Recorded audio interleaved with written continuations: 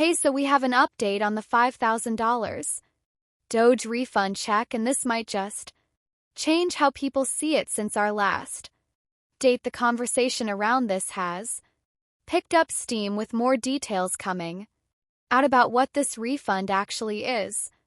Is it a stimulus check, and who might get, and if it's even going to happen? Some of you have been asking, is this a real tax refund or just another political promise? And today we're breaking it all down. Just before we jump in, if you want to stay updated on everything happening with stimulus checks and the Doge refund, make sure to subscribe so you don't miss the latest developments. All right, let's get into it. A lot of people are calling this a stimulus check, but that's not really accurate. Unlike the stimulus payments we saw during the pandemic, which were meant to boost spending during an economic crisis, the Doge refund is being positioned as a tax refund, something that's coming from government savings, not new spending or borrowing. The idea is that the Department of Government Efficiency, or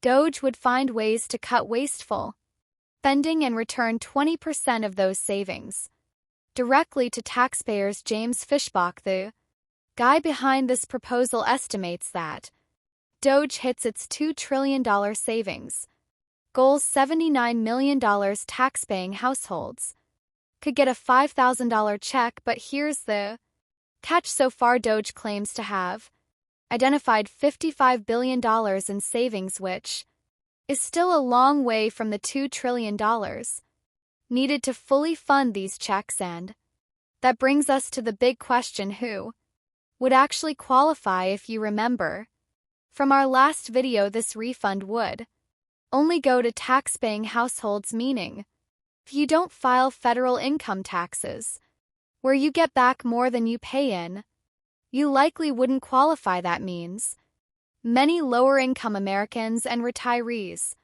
who primarily rely on Social Security could be left out, which has been a major point of debate. Some argue that if this is a true refund, it should go to everyone who contributes to the economy, while others say it should only go to those actively paying federal income taxes. Now let's talk about the latest political reactions, because this is where things get interesting. President Trump has publicly supported the idea, and Elon Musk, who's leading the Doge initiative, has been vocal about making government spending more efficient. But while the idea is popular among some voters, not everyone in Congress is on board. Speaker of the House Mike Johnson recently said that while the idea is politically appealing, paying down the national debt should be the priority. Other Republican senators have echoed that concern, saying that unless there are guaranteed savings to fund it, promising a $5,000 refund could be unrealistic. And that brings us to another issue: can they actually save enough money to make this happen? The $2 trillion savings target is ambitious, and so far there's no concrete proof that they'll get anywhere close to that number. If they don't, the refund checks could end up being much smaller than expected or not happen at all. This is why critics are questioning whether this is a serious proposal or just a way to score political points. So what's next?